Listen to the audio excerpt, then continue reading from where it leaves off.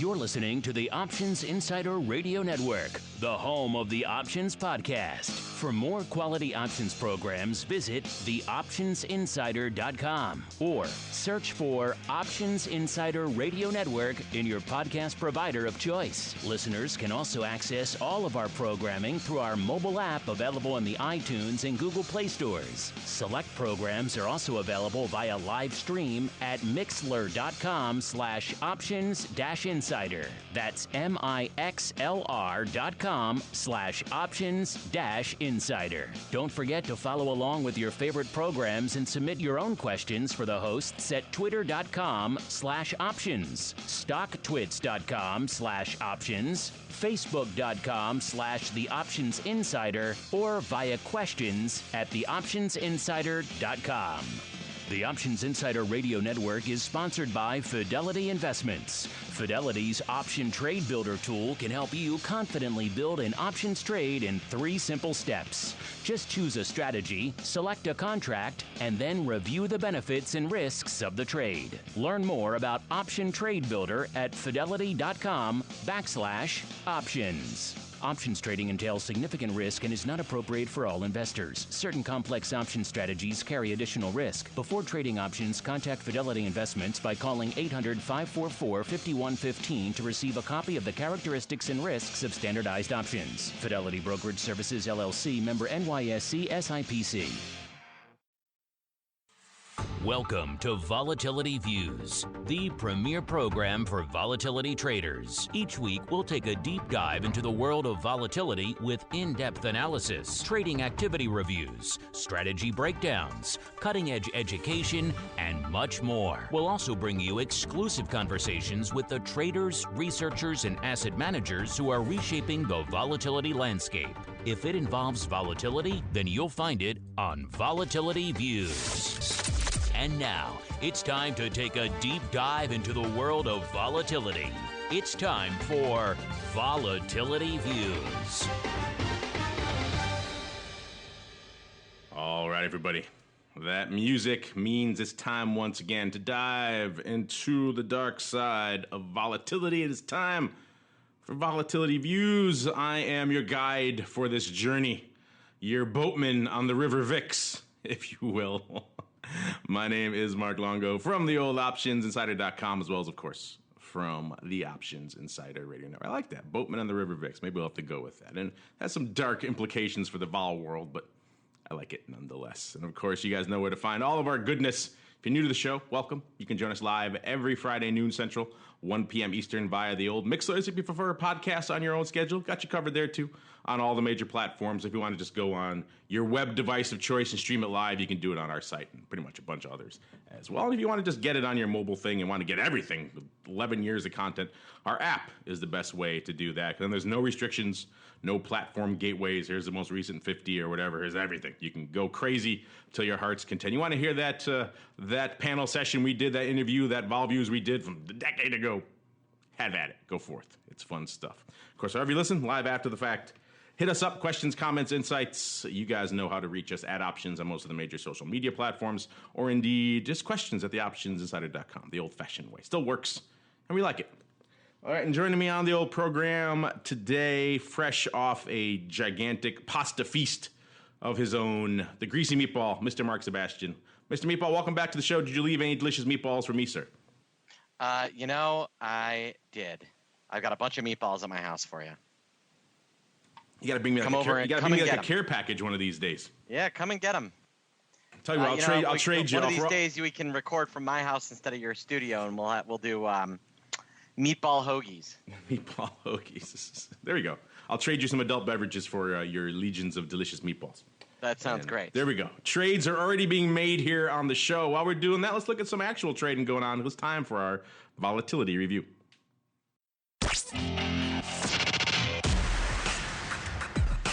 It's time to break down the latest developments in the volatility trading world. It's time for the Volatility Review.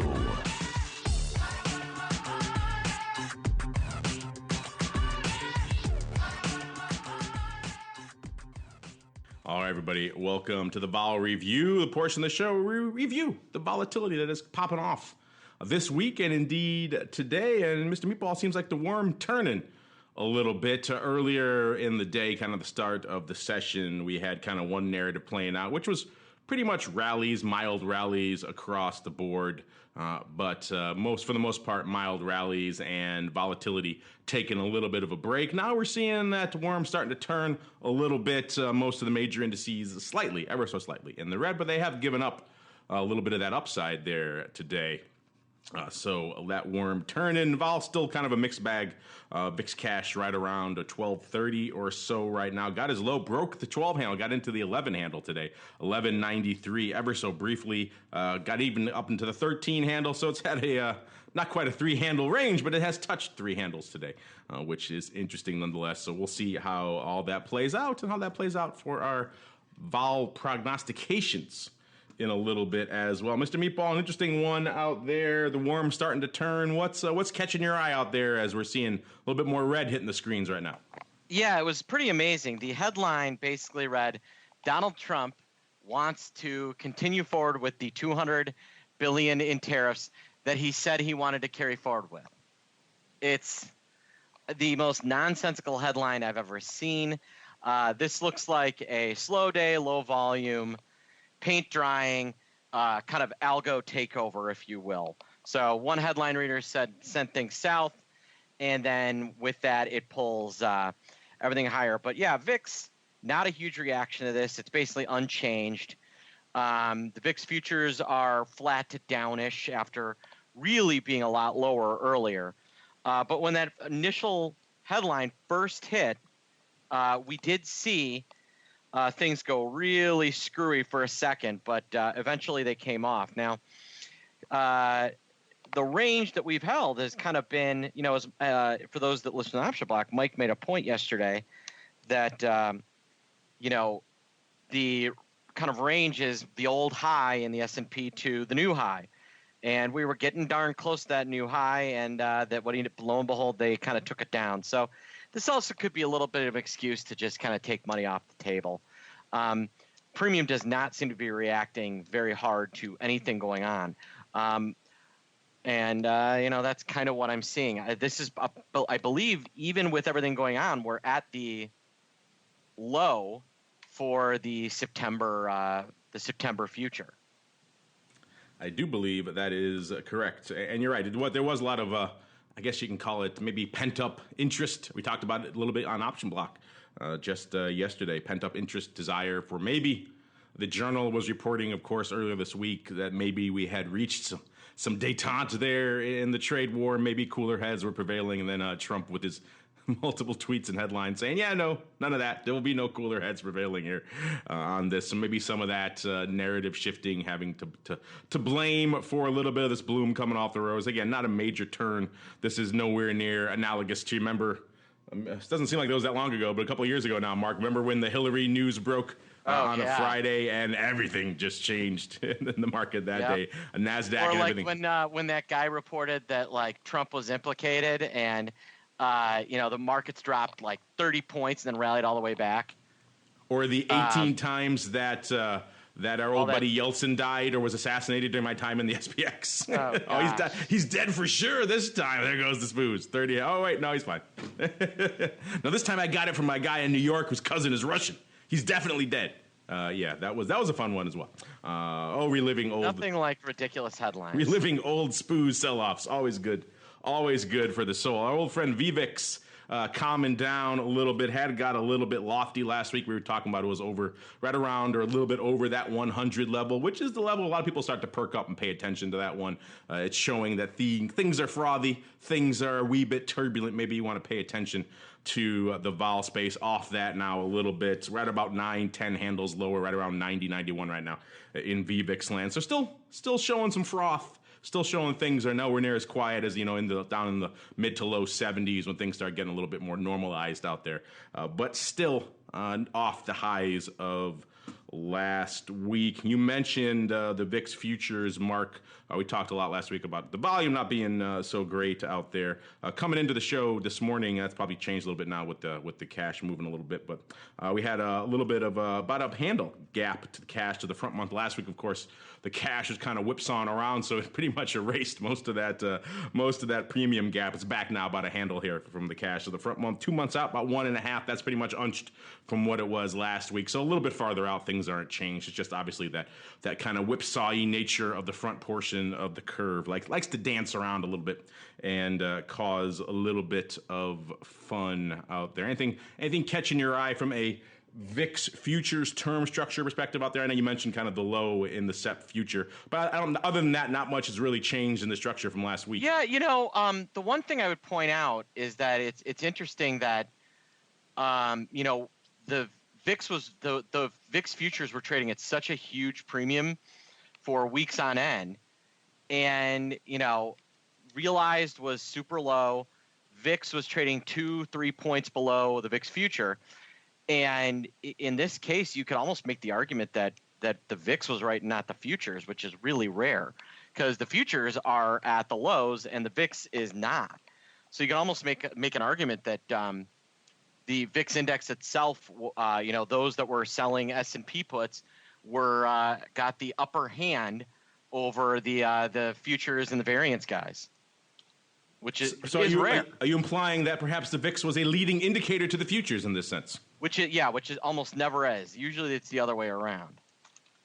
Indeed, that is a rare scenario out there. Usually the cash kind of, I won't say dances to the beat of its own drummer, but sometimes it has a mind of its own, shall we say, and then seeing it actually prognosticating well, because we were talking about this last week on the show and other times too, just how there were things were remaining a little bit stubborn out there, and we were all predicting a bit of a sell-off, perhaps not as much as we saw out here. That not an unwelcome development, but still, all of us were expecting something had to give. The realized vol levels in the S&P just were not as sufficient to generate the current levels we were seeing out there in VIX land. So when that happens, at the end of the day, you can only outpace basic math for so long. Eventually, the basic math has to catch up with you. And if the realized vol is like a 6 or a 7, then it doesn't matter what the hell else is going on. VIX is going to have to come in.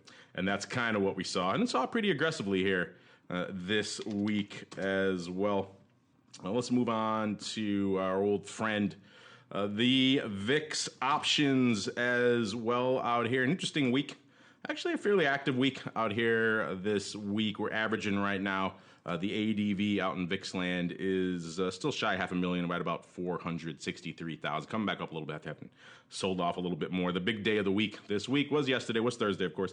932,000 options on the tape. Wednesday, 619,000. Tuesday, 477. The only day below the ADV this week, 279. That's why the ADV getting a little bit of a boost out here. The call, the put, pretty much where it was last time, a little bit slightly lower. About 3 to 1 even right now out here in VIX options land. And looking here, let's break down our old friends, the hottest of hot VIX strikes out here, where people are actually trading out here in VIX options. And number one, actually, let's go the other way. Let's mix it up again. I like going backwards instead. Number 10 on our top 10 big open positions in VIX land right now, listeners, is the SEP 27 call with about 137 open out there, 137,000, of course. Number 9, the OCT 25 is 154,000. Number 8, SEP 21 calls, 161,000. Number 7, going from the bottom, is our first put on the list, the SEP 12 half puts. Some of you may be saying, what happened to the 13 strike? But that was so popular. Oh, just wait.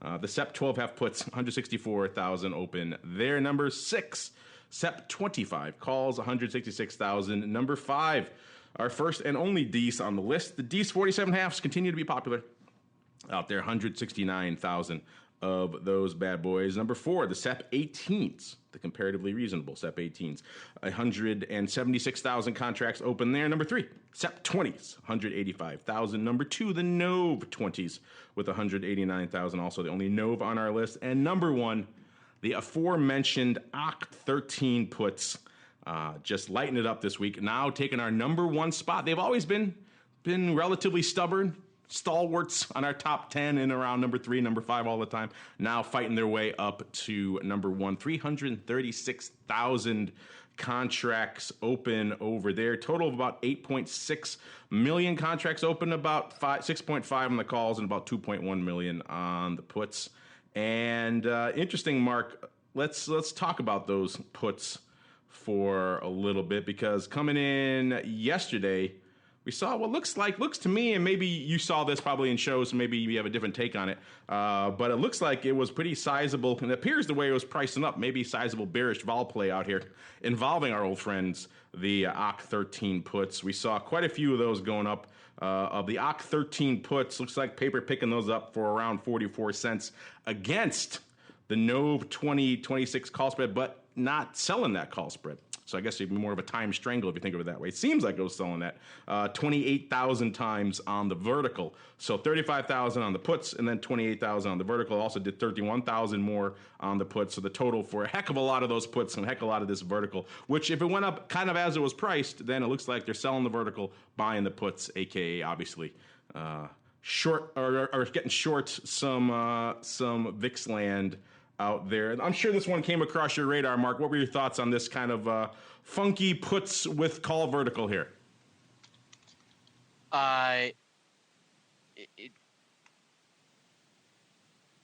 It's an interesting trade. It's an interesting trade. This one no shows on this one going up here? I didn't see this one.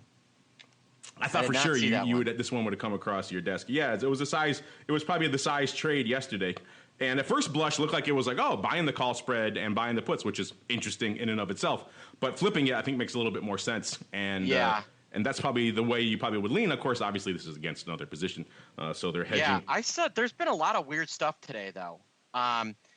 We had you'll like this one. This is not VIX. This is SPX.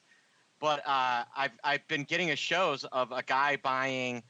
He's bought over 30,000 of the 2175 puts for a nickel, expiring next Friday. So that's SPX. I've seen, we've seen a big buyer of the OCCJAN call spread was sold at the OCCJAN 24 call spread was sold 7,500 times. I saw a buyer of the 37.5 calls today. Big buyer of the 12.5 puts and SEP tied up to futures. And then, this one I kind of did piggyback a little bit. It was the OCC 18 quarter call spread. Customer bought 14,000 for 46 cents. Lot of funky. VIX a little more active today, quite frankly. That as VVIX was really coming in today, because at one point it got down to about 87, on the lows. We had a Feb 2037 call 1x4 buyer, paid 20 on 5,000 small side, sold 4, so he did 10,000 by 40,000 all day. Is that the 2037 half guys? Are you talking about? Yeah. I was going to bring that one up. That one kind of obviously coming across our radar as well. We talk a lot about the 1x2. So there's a lot to unpack with this one, I think. If you like 1x2, why wouldn't you go 1x4, right? Why not 1x10? How can you lose? Yeah, exactly. All right, and here's a real funky one. What do you think of this one? 2 October 20 calls versus 1 October 37 call and 1 November 20 call. They paid a nickel on that package. They paid a 25,000 times. They paid a nickel on that one. Yep. 25,000 times. I believe they bought the OCC twice. Oh, so the ratio. Okay. Yeah, it's no. So they bought the OCC 20s twice in VIX. All right. Then, and so that is, those are, let's see, what do the OCC 20s cost? The OCC 20s are 55 cents. The NOV 20s are, oh no, you know what? They bought the NOV and the OCC 37s. I'm sorry. Oh, okay. They paid a nickel. That makes more sense. Yeah, they paid a nickel. How'd they get that off? That's a good broker. Yeah.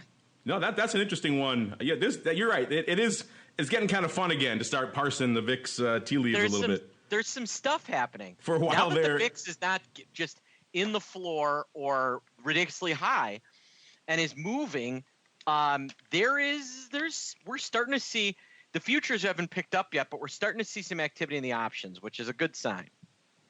Yeah, I was looking at this 1x4 a little bit again. It was Feb 20s versus Feb 37 halves, doing it 5,000 by 20,000 times, doing that twice. So 10,000 by 40,000 on this, selling the 1, buying the 4. Obviously, when you see the premiums, you can probably see what they were thinking. They were just lining up a premium neutral, or in this case, it looks like they ended up paying a little bit for it because it was 45 cents on the 4 leg. So they ended up paying a whopping 20 cents for this. But still, I don't know. This is kind of a bit of a trend we're seeing now, Mark. We talked about it a little bit last couple of weeks, too, of these 1x2s and 1x+s, but going up much farther apart now. This trade used to be, you sell 1 and you buy 2 a little bit further up the strike chain, but not crazy, right? Because if you go too crazy, this trade can kind of come against you a little bit. Now we're seeing this one is 20, 37 half, so 17 and a half strikes between them. I don't know about you, but that one makes me a little bit less uncertain when you're selling 1 and buying so many, because there's a lot of room in the middle there for this thing to come back and really bite you. Yes. Do you concur? Totally could. Just look at this. There's a lot of scenarios you could foresee where this VIX finds itself in the mid to high 20s, but we're not breaking that 37 half, not even threatening that level. And it happens late enough where those 37 halves have already decayed to nothing.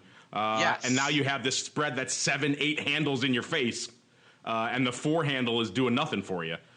So that's why I'm a little bit leery when I see them going up. I don't mind if they're a few handles apart, 1x2, 1x3, or whatever. But when they're 17 handles apart, 1x4, I don't know. I think maybe we've taken the script a little bit too far at this point. I don't know. At a certain point, though, if you're you're right, but also, what if something is really wrong? What if there's something screwed up? What if we go to war or something like that? The ability of this thing to completely blow someone out is there. Oh yeah, if he hits a home run, he hits a home run. This is looking good. Yes. And so yeah, then of course I just look like a worry wart for no reason. But we saw our friend before who had all the size ratio verticals, and he ended up playing a little bit on the upside before it finally came back his way and it worked out. He had some moments, I would think, of perhaps some why did I do this? Even though it worked out good, but he had some time when he had to leg it a little bit. We'll see. I just, the 37 halves, those have to, those have to have something crazy to really have those start kicking in. And it's got to happen, in the near future. Otherwise, those 37 halves are going to be down to 20 cents before he knows it. And then it's a different trade. And, interestingly enough, maybe there's a corollary to this tale, because on Thursday, we saw another 1x4 going up, and, excuse me, and it was the same strikes, different month. So maybe this is our friend here, which it would be weird if he was rolling this early, but it was a Dees 1x4. It was Dees 20, 37 half, so same strikes, going up 8,850 times by 35,400 of the Dees 37 halves, doing the 20s for 129, the 37 halves for 38 cents. So again, a little bit more on the upward leg, and looks like they were buying the Dees and of course, buying it's all Dees, buying the lower strike and selling the higher strike. So maybe he had this position on in Dees. I have to see. I think the Dees 37 halves are opening. So that's not the case. So that could have made it maybe a little bit more sense. He was rolling. I still not a fan of it, but so it could be someone putting this on twice, Mark, in Dees and in Feb. Maybe they listened to this show and they said, 1x2 is kind of fun. Why not go 1x4 and then put it on in Feb and in Dees? What do you think of that? I mean, I probably not the exact same client. My guess is that client 1 saw this, inspired and said, the guy. That's a good idea. Yeah, that happens a lot. And was inspired, but maybe had a different duration for their portfolio. I was thinking the same thing, because these things get shopped all the time anyway, right? You call somebody up and say, what do you think about the Dees 1x4? They're like, I don't know about that, but then the next day, takes them a little bit to come around, maybe, to do the math, figure out what they want, and they decide Feb's where I want to be, 1x4. So yeah, it wouldn't be the first time we've seen shall we say, hashtag Me Too paper out here in VIX land. A different meaning in VIX land than it is in the broad culture right now. But yeah, weird, lots of weird stuff to parse, which is kind of fun. I like being able to sink our teeth a little bit into the VIX tea leaves. I like that no vertical with the OCC puts, kind of interesting there as well. Driving the OCC puts up into the stratosphere. When's the last time a put was at the top of our top 10 mark? It's been a while. So interesting things afoot out there. Maybe that tells you something about what's cooking out there in VIX land. Let's keep rolling to our other friend out here in the land of all things volatility, which is VXX, which is the name I know a lot of you folks like to trade. This is another one that's kind of had a little bit of vacillation today. As VIX tends to wander, VXX tends to wander a little bit as well. Maybe not as much, but it still tends to have its own drummer.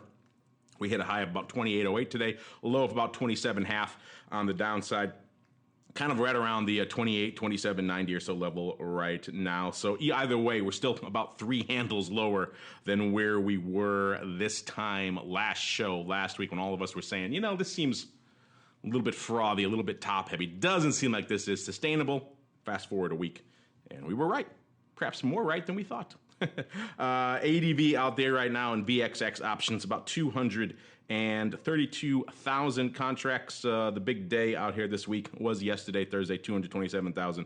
The rest were all under the ADV. Wednesday, 194,000. Tuesday, 173,000. There we go. And 113,000 on a somewhat light Monday day. The top 3 VIX options positions, we all know what those are. Jan 10 puts, Jan 15 puts, Jan 5 puts. They haven't really changed in a long time. The order may have changed, but nothing's bumping the Jan 10s off, particularly when the freaking meatball keeps buying 10,000 at a clip. Of course, I'm joking. But number 4 gets a little more interesting, a little bit more near term. These are the SEP 28 puts.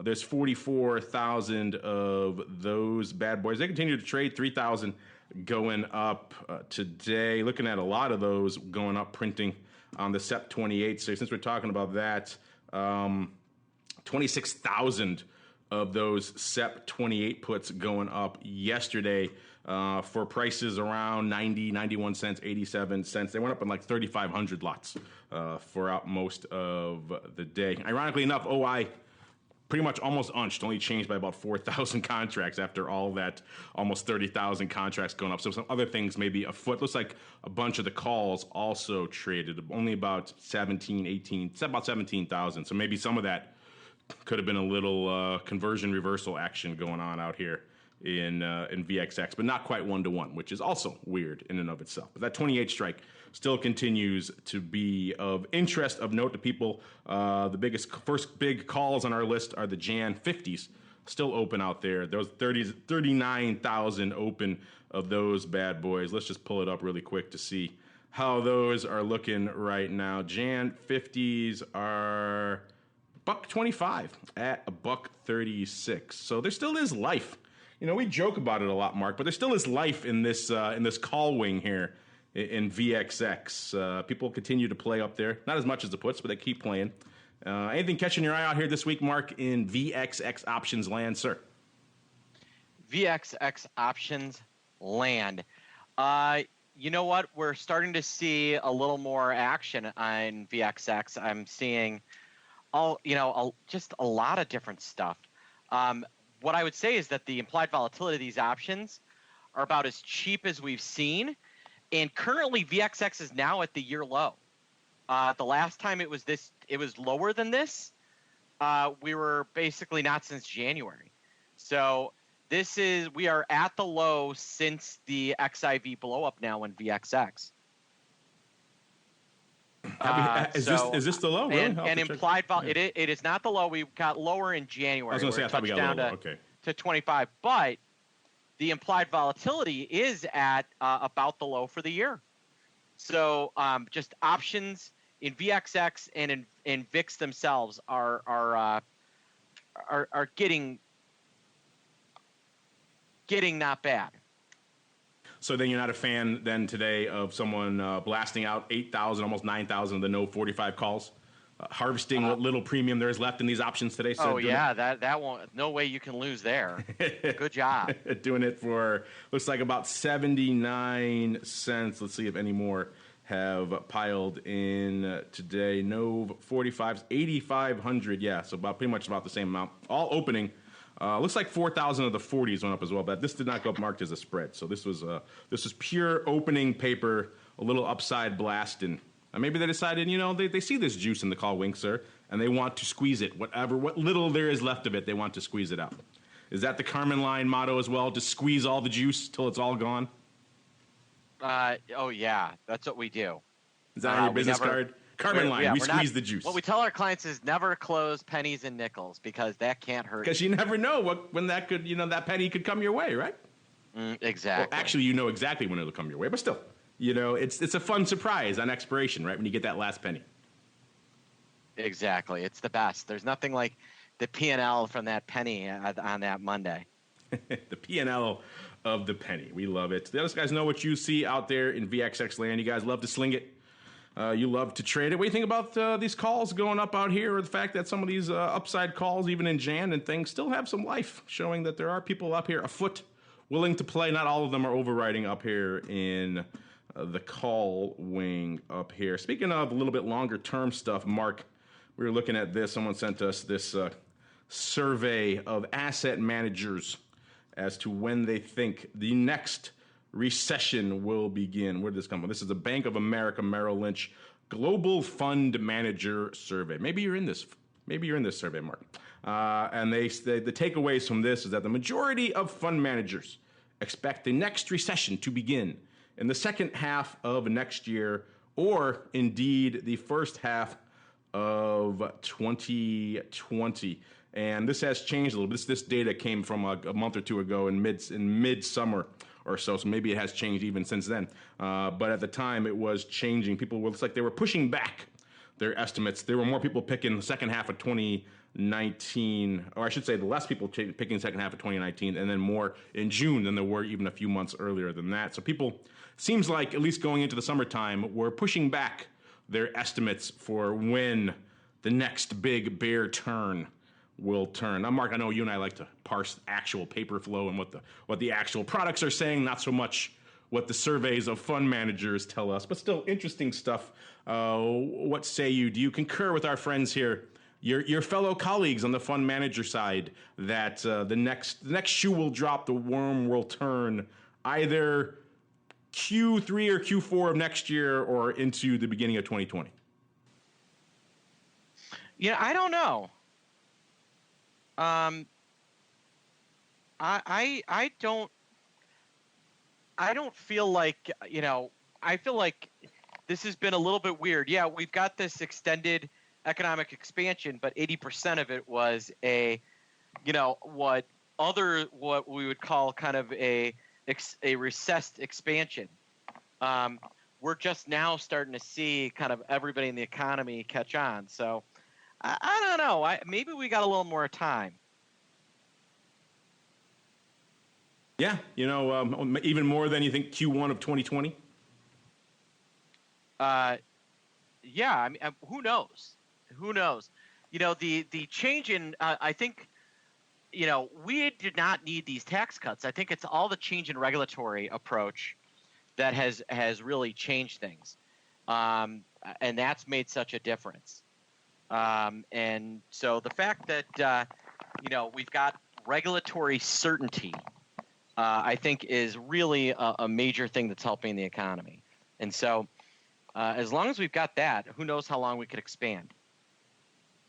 I'm looking here, someone just hitting me up with Bloomberg writing up that big VIX trade from yesterday now. They're talking about the OCC 13s versus they say total of 95,000 went up against 76,000 of the Nov 2026 vertical up there. They're talking about it went up the other way. I want to look at the prints of that again, see if we could read the tea leaves here again. Yeah, it was so it was $112 on at least some of the first kind here. There were other kinds of this, obviously, because there's only 28,000. This is a big chunk, though. So this went off like a couple cents off the bid. That doesn't mean much, though. spreads are tight in VIX land, and they get good. And they were buying. They were definitely, they were lifting the offers on the 26 calls on this, and they were almost pretty much lifting the offers on the 13 puts. So if they did all that, and they did put it on the way Bloomberg says, which is that they did it on the other way, that they were selling the puts, buying the Nove 20s, and selling the Nove 26. I don't know, Mark, intuitively, right now, which way would you rather have that spread on? Would you rather be buying the puts, selling the call spread, or buying the call spread and selling the puts? Intuitively, I always want to buy the puts and sell the call spread. You know that. I know that's more in your bones. So I had a feeling that's why this doesn't ring true to me. I would hope Bloomberg did their diligence and actually called up people to get what they thought this print was going up. That isn't always the case, unfortunately, with a lot of these articles. The way it was executed tells me a different story, but I'll have to dig in a little bit and see if they did sell these puts and buy the calls. That's obviously a very different narrative. And I'm going to dig into this one a little bit more and see if that is exactly the case. I don't know. My gut tells me it's the other way, though. What do you think? I think you're probably right. Well, what do we know? We've only been floating around this vol space, right? Exactly, forever. But so I'm gonna have to. Maybe I'll reach out to our friends over there at Bloomberg and say, hey, what are you folks seeing over there? Because it's a little bit different than perhaps what we're seeing. Again, execution's not always everything. VIX. A lot of good brokers out there who can put things up in a lot of different ways that could be potentially misleading. So our first blush is not always the right one because things are interesting out there. But I don't know. I'm going to dig into this one a little bit more. What do you think on this trade? How you think do you think it went up the way they're saying it? Maybe they think the way we think about it. Either way, it's intriguing stuff. Mark, you have to ask one of your brokers out there who's giving you these shows how they were pricing this bad boy up. Maybe it is indeed that way. Let's really quickly too. People were hitting us up yesterday on Option Block, actually, about kind of the 10-year anniversary of Lehman. We kind of gave our reminiscing about that on that show, so we don't need to do that. But interestingly enough, some people sent this article, and it is kind of worth noting of how back then, which was, right before the big Lehman panic, people were starting to look at the market maybe as perhaps turning around. The S&P had been taken on the chin for a while, better part of a year at that point. It was down 22% even then. It was September from the high it hit in October 2007, almost a year ahead of that. Bank stocks were getting crushed. So it didn't take a lot for maybe someone to think maybe the worm was starting to turn and to come in and start buying the market right around the time that Lehman said, wait a minute, we're done, and everything hit the fan. So if you had done that, which again, maybe first blush seems like a crazy thing to do, but in hindsight is actually not that unreasonable. That person would have been obviously just taken on the chin for quite some time. These folks over here, I think it might have been Market Watch, actually did the math on this, and they said if you bought on the eve, so the ultimate eve, the night before the Lehman crash, which obviously would have been terrible timing, you would have been underwater for about 3 years. And but if you held out hope, if you stayed the course, you did the old Buffett long-term trade. 10 years later, you're up on that trade. You're up 130%. Again, if you had a full S&P 100% stock portfolio. So that's an annual return of about 11%. So over time, you did all right. And even if you had a more, shall we say, cautious 60-40 portfolio, you're up about 8%. So you're up, not as up as much, obviously, but you're up. So they talk about this as like the power of time to heal, but still there is something interesting to that. And, people think, crazy people would buy back then, but it isn't. When you look at the time frame and the frame of reference, it wasn't that crazy to think the S&P maybe had been overdone then. That was a case of buying the dip, really coming back to haunt you, Mark, in some pretty bad ways for quite a long time. Yeah, it took a little while for that dip buy to work in your favor, didn't it? Yeah, sometimes BTFD doesn't go the way you want it to. Yeah, well, yeah, you buy. I like to buy the dip on the way up, not on the way down. And when that was but timing the market. If you're our age, that was you. God bless you for buying. You're made a lot of money right now, and you're in your retirement. So there's that. If you stayed the course, then it worked out. The course. It worked 1,000 out. points of light. Yes. MAGA. Let's make America great again, Mark. Let's do it. Well, me and you, single-handed or double-handedly in this case. Let's just do it. Let's make America great. All right, let's go on to, before we get people angry at us, let's look at some volatility in some other spaces before we get to your volatility voicemail. Crude vol, a little bit higher than it was the last time we checked in, right around 26.5 in our old friend OIV, which is, of course, the VIX of crude. So you know, if you listened to our TWIFO yesterday, that things have been rocking and rolling out there in crude land. We have a lot of conflicting numbers kind of going on. We had some stockpile drawdowns, which saw us going up. Then, of course, we have the fears of Iran sanctions. We have what's going on here with the trade war with China and kind of just generally softening international demand. The Russian oil minister calling the market fragile right now. So all of that, OPEC kind of warning on demand for 2019 and beyond. So all of that kind of combining to wade back down after we saw initial rally midweek in crude coming back down in WTI. And so all that translating, though, into a little bit of volatility. And so crude vol a little bit up. Gold vol still can't catch a break. Whenever it gets a bid, it just gets its legs cut out a little bit. Again, that's pretty much what happened again. It's about a little more than half a handle, 0.6 of a handle lower than where it was out there in GVZ land, which of course is the old gold VIX. Mark, anything else up your sleeve? Anything else lurking in the broad spectrum of market volatility before we allow the listeners to flood us with their volatility voicemails, sir? Yeah, I want to point out VXEWZ. And VXEEM, which are, as you know, emerging market indexes. VXEWZ is the VIX of Brazil. And take a look at a chart of that thing, Mark. It is not inexpensive on any level. Yes. It is, in fact, extremely expensive on a lot of levels.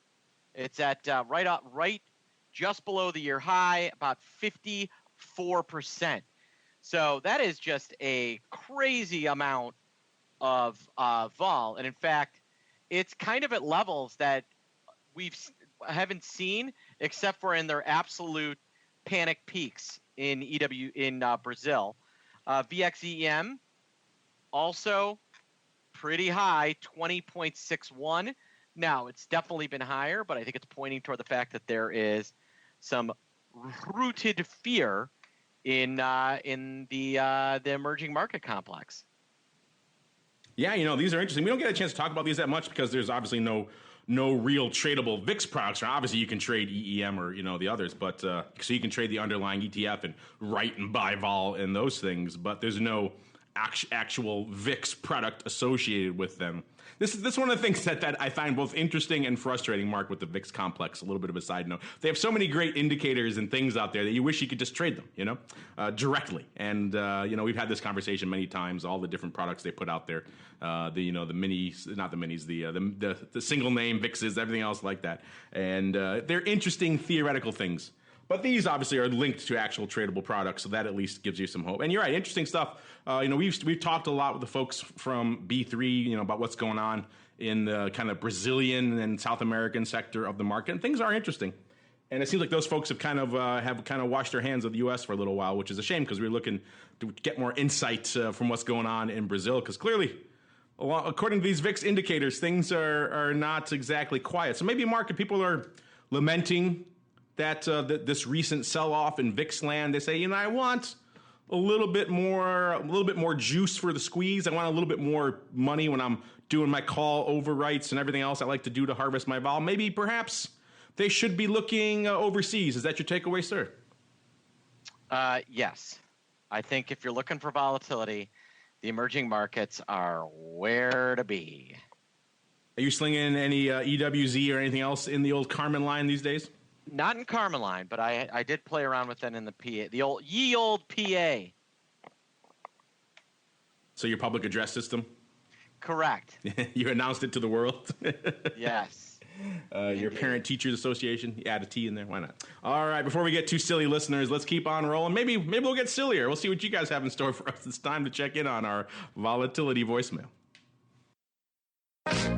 It's time to share your thoughts and opinions with your fellow volatility traders. It's time to check the volatility voicemail. Make your voice heard by dialing 779-669-4VOL. Posting a comment on the optionsinsider.com, sending an email to questions@theoptionsinsider.com, or posting your questions to twitter.com/options or facebook.com/theoptionsinsider. All right, let's get to it. Let's kick things off, Mark. We had that flash poll we talked about last week, touched on a little bit of the results on Option Block. We'll touch on them here really briefly again. I like doing these, Mark, if for no other reason than it shows people kind of how hard what it is that we do on the crystal ball every week is when they get to play along and they get to try their own hand at prognosticating some volatility. We had a little bit of a more challenging one for you last week. We asked you to do a bit of a combo of VIX and VXX. Now, obviously, there's not an exact science there. We had to squeeze it into Twitter exactly where the two levels would be. So it's kind of a rough approximation on our part, but you guys got the idea. We asked you last week, pretty much right around about a week ago, beginning of Friday. At the time, VIX was threatening 15. VXX was back above 30. And we asked you guys, is this the return of vol or just a blip? What are you guys feeling? And it turns out you guys were feeling it was the return of vol because you thought at this time, we asked you, where's it going to be at the end of next week? So right around a little bit past this time, you guys all voted 39% for higher. You thought VIX would be at north of 15 and VXX north of 30, which, if you recall, is the polar opposite of our crystal ball prediction. So, no, just kidding. But it does show this is challenging, this fun stuff here. I think a lot of that was biased by the early voting, which came in heavy for the higher side. Obviously, as things played out, people started piling in for the lower, but not enough to turn it around. 32% were on the VIX at or below 13 and VXX at or below 29. Only 15% said the low end was VIX at or around 12 and VXX at or around 28, which turned out to be pretty much the winner. That's kind of where we are right now. And 14% saying pretty much right where we were. VIX around 14, VXX right around 30. So you guys were biased higher and not so much this week. So we have a pretty savvy audience. Sometimes you have a little bit of a recency bias. I get it. It's hard doing this prognostication week after week here. So there you go, Mark. I guess we have one up on our audience there. How does that make you feel? Go us. Go us. Here we go. Yeah, you jerks. Just We're crushing faces left and right. Look at us here. All right. Self-congratulations over because we didn't knock it out of the park this week either. Don't worry about it, listeners. We were on the right trend, but not exact. All right. Let's go here to, first off, we got a Q from Eleva7. They write, since VXX erodes so aggressively, is the best bet for long players to overwrite calls aggressively? A slight out of the money, at the money, or perhaps even in the money calls. Has anyone researched this to see if that outperforms the long only? We get a lot of questions along these lines of how to play and or defend a long VXX position if you are indeed so inclined. Because you're right, there is this factor you have to take into account, which is that VXX goes to zero, all things being held equal. So that is something to be considered of. But yeah, it's interesting. This is interesting to me for a couple of reasons because, it also when people write this kind of theme of this kind of question in a lot, they have to kind of think about what they're doing here. If they're that concerned about that, it may be I don't know, they don't say what. I'm assuming this person's doing a longer term call position. That's why they have that concern, not a short term trade. Then if they're that concerned about that, maybe they should probably reconsider their trade a little bit. If you're buying VXX calls, but then aggressively selling in the money, or buying VXX, I should say VXX itself, and then aggressively selling in the money calls against it, that'll help obviously fade the erosion. You're going to get called away a lot as long as you're cool with that and resetting all the time. That's fine. But it kind of also obviates the reason why you're in VXX to begin with. Do you concur? Right. Yeah, this is a little silly, a little nonsensical. And you don't get the premium that you think. And, when you get that juicy premium, you don't want it. What are you actually looking to get? For instance, I'm going to pull up VXX right now. It's currently, as you and I are talking, it is 27.60. For the OCK 28 calls, I got a whopping $1.88. However, the stock is losing about 20 cents a day. So there's not a lot of, it's a losing trade. Unless you get the pop that you're looking for. But you might not. Yeah, this might be a fun one when we have our buddy Matt from Orats back on. He's run that. Mr. Backtest. I'll have to give him this one because I'm with you. I don't think this is not the way I would go. But some data on this. You just give us a little bit. Some longer term data on this might be kind of interesting. And again, if you're doing that, if you're that concerned, if you're aggressively selling in the money calls every week or whatever your period is against the VXX, and maybe some alternate strategies. Maybe the way to go, because one of the reasons you're in those VXX calls is you want to be in there for those crazy February moments. Right? That's why people play VIX. That's why people play VXX to the upside. They want to be in there for those. And so if you're taking that away from the outset, you're taking away the high probability, not high probability, but the high return part of that trade. Low probability, high return. So yeah, that changes your outlook considerably. We've talked many times about alternate strategies. We won't go into that right now, but there are many different ways to play VXX other than just buying it and then terrified of the erosion. Here's a comment from Louis Pena. He says we should create, by we he means insider, should create its own indicator, some sort of VXX erosion indicator, the Erosionator. I like the name. Points for the name. We've joked about stuff like this in the past. What level that we're at. I don't know if it would be VXX, something else, like some sort of proprietary OI kind of metrics we could put out there. We're kind of busy doing shows, quite frankly. So to put out these indicators and update them, maybe we will. Maybe we'll get something like that going. Maybe someday we have some crazy, sort of premium offerings we could wrap those in there, something like that. And then you guys could get all that fun stuff and maybe some premium shows. Andrew's been on me forever to do premium shows. Maybe we'll do something along those lines, and we'll include some funky indicators. But speaking of Andrew, don't you guys, I think he's mentioned before, don't you guys have some sort of your own VIX or VXX? I know Andrew has his VIX zones, but outside of that, don't you have some indicators of your own you guys use over there, some proprietary option pit voodoo? Yeah, we have a lot of internal spreadsheets that calculate things for in and around VXX.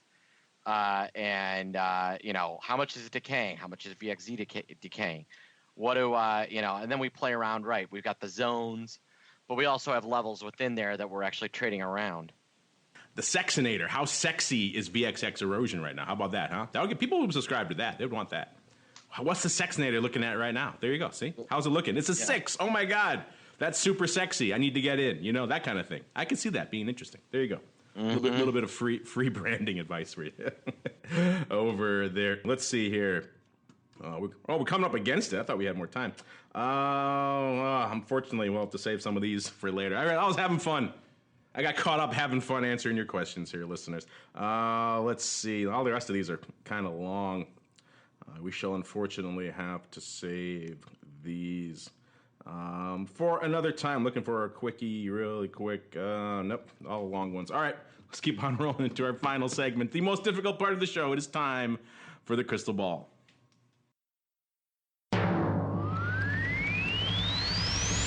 It's time to peer into the future and reveal what the volatility gods hold in store. It's time to look into the crystal ball. All right, everybody, you know the drill.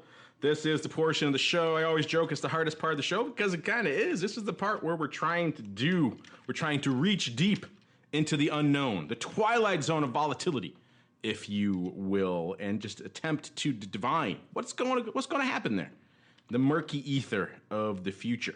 Last week we were all feeling downside to different degrees. I forgot if it was you or the Rock Lobster last week, Mark, but one of you guys was fading to the downside. I was fading to about 1375, and then you were fading. I thought you were Meatball or Andrew, I forgot who it was about 13. We had our guest. We had Matt from Orats. He did not partake. He made a different prognostication, which I forgot what it was here. I have to figure out what that was. He was guessing on some other I think he was talking realized vol or something. I forgot exactly what he put on. But he didn't guess VIX, so we couldn't include him in the official roster. So as we are right now, right around 12.16 in VIX Cash, you're within a point, Mr. Meatball. So I will, of course, I think it was you. Was it you last week? Me. It was you. It was okay. me. Yeah, right, I said 13. All right, well, then there you go. You're within a point, and so I'll give it to you. And you know what's funny is I had said 12-10 the previous 2 weeks. I should have just you should have seen stuck with my gut. Your laziness will work out eventually. You keep guessing the same thing over and over again. A blind squirrel will find that nuts. Third week would have been the charm. You would have been a bullseye. You would have been a champion of the people, respected and beloved by all. And instead, you're not. Yes, indeed. So what do you got for us this week? Let me guess, 13. No. Let's see. The VIX is currently trading 12.15. I actually think we're going to see an 11.5 by next Friday, but I'm going to go and guess 12.15. So if it's not the same as the week before, you're going to keep the exact same VIX level. I see how you're doing. Yes, I'm going to just say here's the VIX and here's my guess. It's the VIX and here's my guess. Well, yeah, I was feeling downside last time, but perhaps not enough. This time I am feeling a little bit lower. I don't think we're going to be, maybe a little bit mid 12 handle, by this time next week, but I don't think so. I think we'll be a little bit lower as well. Now, here's my difficulty. Being the nice host that I am, I come second, and so I don't want to squeeze you too much, so I may have to go lower than I initially would have thought. I would have been probably closer to like maybe, let's say, a little bit closer to the 12 handle on the downside, maybe 11.90 or so. So instead, I'll go lower. I'll be a charitable fellow, Mark, and give you a little bit more room to run on the upside. I'm going to say 11.67 for this time next week. So there we go. Really going lower. Into the 11 handle firmly, and we're staying there for at least by the time the show's done, which is this time, 1 p.m. Central Time here in the One True Time Zone. And yes, I said it, listeners, and that music confirms it. We are unfortunately done with this epic journey through the world of volatility. What a fun journey it was. Talked VXX, talked VIX, talked futures, talked funky spreads that may or may not have gone up the way we think they did, or maybe some other people think they did. I want to dig into those a little bit more. That's what makes the vol space so fun. The executions are always keep you on your toes. We talked some ways to be long VXX, or perhaps not ways to be long VXX. We talked all sorts of fun stuff. Hope you guys enjoyed it. We certainly enjoyed it. We had a fun one today. Just a fun show. VIX options kind of coming back to life, doing some more fun stuff, which is always fun for us here to sink our teeth into on the show. Hope you guys enjoyed it. Before we go, let's go back around the horn. Let's go to the Greasy Meatball. Sir, if I am intrigued by questions like, should I be writing aggressive VXX calls against my VXX position? Or perhaps, I think we had a question about how the money options eroding the other day on the option block. Something even basic like that. Where should I go to learn more about such things? Yeah, for stuff like that, we did a VXX Made Easy and a VIX Made Easy course that would be very good for someone. Someone just knows nothing about options. Hey, go to optionpitmembers.com/EasyO and you can sign up for Options Made Easy. Tell you what, just for Option Insider listeners, if you buy Options Made Easy for $197, I'll let you pick between VIX Made Easy and VXX Made Easy as a free gift to go along with it. How about that? Oh, how do they get such an offer, sir? Do they have to put in a code? When you buy it, email me and say, I heard about your offer on OI, and then I'll have to do stuff on the back end. But go to optionpitmembers.com/EasyO. Go to optionpitmembers.com/EasyO. Then email Mark at optionpit.com. That's always fun because you get a deal and you make him do stuff. He has to work behind the scenes. So he's offering to actually do work for you, which, trust me, listeners, is a rare occurrence. Take advantage of it. Make him work. Get free stuff. What's better? Mark, optionpit.com. Was it /EO? What? Was it /EO? What was the URL again? /Easy. EasyO. EasyO. EasyO. There you go. Check it out. Optionpit.com/EasyO. On behalf of the Meatball and even the Rock Lobster, wherever the heck he is, we'll give him a shout out too. And indeed myself. I want to thank all of you out there for downloading, streaming, subscribing, for listening, sending in questions, all sorts of fun stuff, playing along in our polls. We love everything that you do. Keep it going. And we'll see you back here next week for more of Volatility Views. Volatility Views is brought to you by Cboe. Cboe is one of the world's largest exchange holding companies, and we're inspired every day to innovate some of the industry's most powerful products, technology, and solutions. We're the industry's leading force driving access to global markets. A better trading experience and powerful data and analytics to inform better strategies. We're committed to engineering new ways to help our customers realize their potential and navigate the marketplace of tomorrow, today. Visit Cboe.com. That's CBOE.com to learn more about our expanded offerings.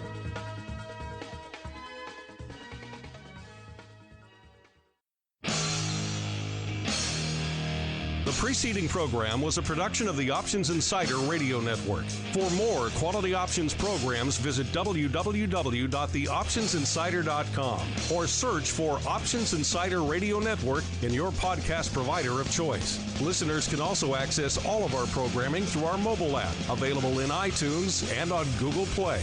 Don't forget to follow along with your favorite programs and submit your own questions for the hosts at twitter.com/options, facebook.com/The Options Insider, or via questions at theoptionsinsider.com.